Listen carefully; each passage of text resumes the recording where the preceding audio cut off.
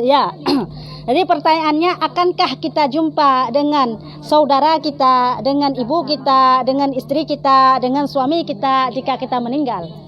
Ditulis dalam kitab Kashful Ghaibiyah, ya, dalam kitab Daqaiqul Akbar. Saat kita meninggal, ya, begitu kita ditanam, itu makanya kita disuruh tanam tempat bum kalau kita bilang. Tempat asal nenek kita, ibu kita tanam di situ, kita juga di sini. Kenapa mesti begitu? Ya, karena begitu kita ditanam, itu roh yang ada sekeliling itu datang menjumpai roh kita yang baru sampai. Ya, berjumpa. Tujuannya apa? Ngapain dia saat berjumpa, mau peluk-peluk kah? Ya, bukan. Saat dia berjumpa, dia menanyakan, bagaimana kabarmu di dunia, bagaimana adik kamu, bagaimana. Dia sekedar menanyakan hal keadaan masing-masing. Jumpa, tapi satu lahzah, sebentar saja. Ya, sebelum datangnya malaikat. Ya, tetap jumpa sebentar sebelum datangnya malaikat. Enggak lagi. Sampai kiamat. Nanti kiamat jumpa sekali lagi. Kapan? Di syur. Di neraka tidak ada istilah jumpa. Walaupun jumpa kita nafsi, enggak kenal malah. Ya, kalau di surga, ya kalau di surga pasti jumpa juga seperti dalam kuburan, satu lahzah sebentar sekedar tanya keadaan. Ya, begitu dia. Tetap kita akan berjumpa. Makanya kita disuruh untuk tanam di tempat di samping ibu kita, keluarga kita. Kalau kita tanam di Malaysia sedangkan bom kita di sini nggak jumpa itu. Nggak jumpa, jauh. Makanya itu faedahnya kita tanam dekat keluarga. Tapi cuma sebentar saja. Nanti di surga nanti pun hanya sebentar saja. Bukan kita bersama-sama. Enggak. Suami punya surga sendiri, punya bidadari sendiri. Kita punya surga sendiri, punya bidadara sendiri. Nah, enggak lagi. Ada yang bilang kan nanti kita akan ada hari-harinya, ada hari-harinya juga. Ada hari-hari khusus. Ya, ada dalam kitab Tambiul Ghafilin disebutkan, ada hari-hari khusus kita jumpa dengan, kita bersilaturahmi dengan ibu kita bersilaturahmi dengan kita bersilaturahmi di surga dengan guru kita. Teman-teman nak menempat dengan ron nak menempat dengan lunan surga. Ya, nanti jumpa nanti. Hari Minggu kita pergi berjumpa, kita silaturahmi ke surga ibu kita, orang tua kita. Hari Senin ibu kita datang jumpai kita. Nah, Itu masih kenal di tahun itu. Kenal semuanya, tahu semuanya, walaupun keadaanmu Tapi masing-masing sudah tinggalnya ya. masing-masing, surga masing-masing, istana masing-masing, kehidupan masing-masing. Nggak enak, pasti enak. Memang surga itu tempat enak. Kan lebih enak lagi kita bersama-sama. Enggak lebih enak lagi nih, lebih enak lagi di surga yang tidak bisa kita bayangkan. Ya, jangan ya. Kita salah siksa kubur. Ya. Kalau kita di surga kan pernah dengar katanya kalau dia meninggal dalam keadaan hamil ada bayi kita. Ya. Ya. Orang tua yang udah lama meninggal disatukan dengan bayi yang baru ditanam, katanya di ampun siksa kubur itu kayak anak betul kayak itu. Bagaimana? Berarti Kan orang tua kita kan udah meninggal duluan.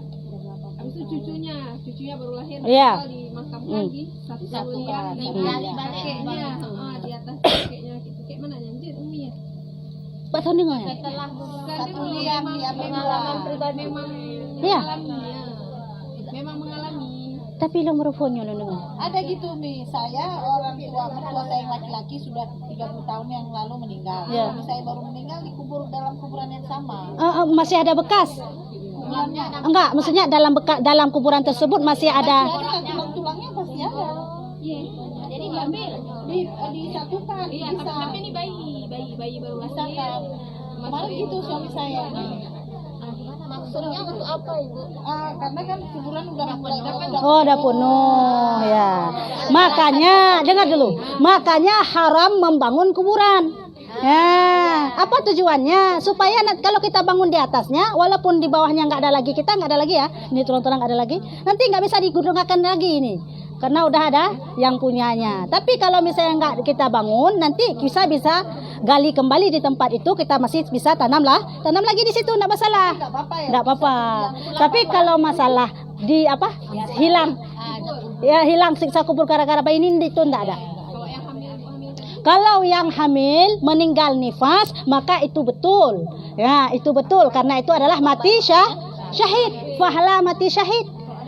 Ya, itu sama juga. Ya. Ya, enggak mati bayinya pun misalnya bayinya hidup, dia mati dalam keadaan masih bernifas, itu juga mati syahid. Pahala mati syahid. Ya? Itu sama. Ya, pahala mati syahid. Pahala mati syahid. Enggak. Ya. Enggak ngaruh. Enggak ada. Seluruh dosa diampuni orang yang mati syahid. Nah, syahid apa? Syahid dunia akhirah ataupun syahid akhirah. Tapi syahid dunia tetap disiksa. Hah? Ini sebenarnya begini dalam hal ini ya. Meninggal di hari Jumat, ada yang mengatakan tidak akan disiksa oleh kubur. Ini jangan terbayang siksa kubur itu satu. Fitnah kubur terlalu banyak, beribu-ribu. Enggak di sini, di situ, enggak di situ, di sini lagi. Semua. Tapi orang yang meninggal di malam Jumat ada keringanan. Ada keringanan. Bukan bermakna selamanya dia nggak akan disiksa. Kalau itu enak saja. Si pencuri meninggal pas malam Jumat, pas hari Jumat. Kebetulan di Lauh Mahfuz dia ditulis matinya hari Jumat. Dia nggak disiksa kubur. Enak kali dia.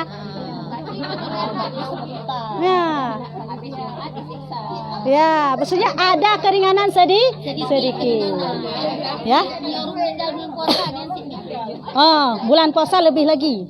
Apalagi malam Jumat, hari bulan puasa ini lebih lagi siksa kuburnya atau lebih diringankan lagi. Ya, beda sama hari-hari biasa, bulan-bulan biasa. Kadang-kadang kalau meninggal bulan puasa katanya nggak ada dia disiksa. Nah, kubur tuh nggak ada disiksa di puasa. Pasti kan dalam bulan Ramadan kalau kita cek seluruh dunia ada si pemaksud meninggal di bulan puasa malam Jumat. Enak kali dia berarti. Ya. Berarti yang lainnya tetap disiksa. Disiksa tetap dihisap, cuma kan diringankan. Itulah kelebihannya hari Jumat, itulah kelebihannya bulan Ramadan. Tetap diringankan, dihilangkan. Ya, kalau syahid memang nggak ada. Seluruh dosa diampuni, apapun dosanya, kecuali satu, utang. Utang walaupun dia mati syahid tetap dipertanggungjawabkan. Ya, atau ditanggung sama keluarganya. Ya. Ya. Kecelakaan kita langsung meninggal di tempat. Dia dalam keadaan mencari nafkah misalnya dia meninggal dalam keadaan niatnya ini mau berangkat mau mencari nafkah buat keluarga, tiba-tiba meninggal di tengah jalan. Ya, misalnya ada seorang yang dia pergi kerja untuk mencari nafkah untuk keluarga, namun naas dia ketabrak mobil mati di tempat misalnya. Apakah itu dapat pahala mati syahid? Enggak dapat. Cuma dapat pahala dia, niatnya tadi adalah untuk mencari nafkah kepada keluar, itu pahalanya tetap ditulis, tetap diberi oleh Allah. Namun dia tidak dibilang adalah orang yang mati pahala mati syahid, ya. Kecuali kita misalnya meninggal kita perampok, gara-gara kita menahan harta, membela harta, itu dapat pahala mati syahid. Ya, itu. Menjaga harta, menjaga anak, menjaga istri dari kejahatan. Saat kita jaga tersebut kita dibacok sehingga mati, dapat pahala mati syahid. Beda kasusnya dengan tabrak mobil. Ya. Ada pertanyaan lain? Tanya semua.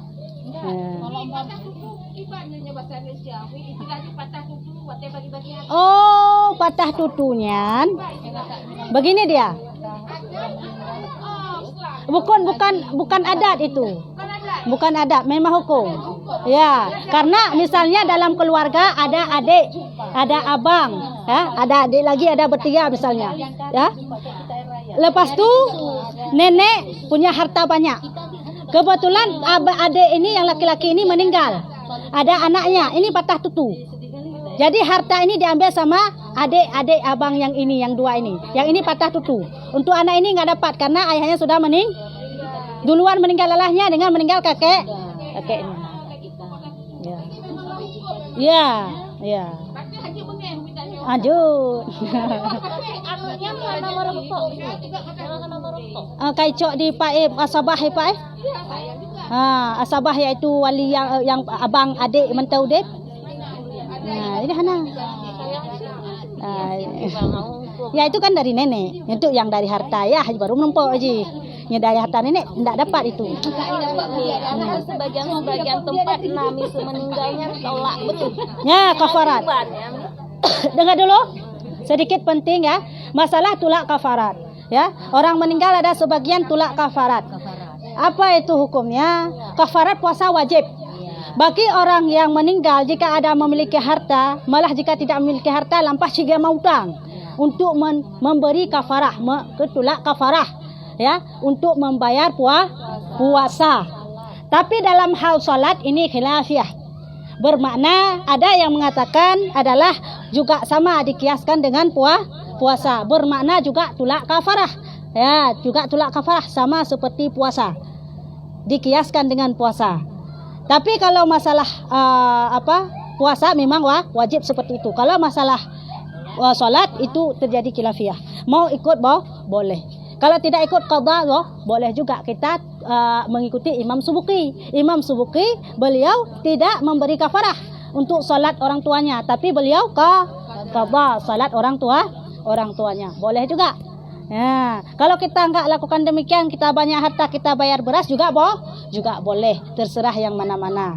Ya, itu. Kalau tapi dalam puasa memang mesti begitu. Wajib bayar kafarah. Kira-kira saja menurut dan hati berapa tahun sudah. Nanti kali-kali terus menurut dan. Makanya kenapa terjadi tolak kafarah untuk meminimalisir jumlah biaya yang kita keluarkan. Kalau enggak tulak kafarah mungkin ke 2 ton. Tak beliau 2 ton jadi beliau mantang 1/2 ton untuk tulak ada. Ya, untuk meminimalisir. Itu bukan hukum adat itu. Memang anjuran dalam Islam dan dibantu oleh tengku-tengku kita. Dibantu kita, jangan sampai kita memberatkan kita dalam membayar fidyah, dalam membayar kafarah. Jadi dibantu dengan cara tulak kafarah. Jadi saya kasih untuk ibu-ibu kasih untuk saya kasih itu berapa kali kasih nanti. Ya. Ya, begitu dia. Itu ada yang perlu kita katakan, itu bukan ajaran sesat, itu memang syariat. Itu memang anjuran. Didantokan misalnya bersedekah ke mana masjid lagi dibantu. Enggak boleh. Bersedekah lain, kafarah ini lain. Kalau kafarah dalam puasa memang wajib. Ya, memang wajib, enggak boleh begitu. Tetap harus kita tunaikan. Ya. Ada pertanyaan lain? Ya? Ada pertanyaan lain? Upo kana? Pohon nama? Ya? Ada pertanyaan lain? Kalau tidak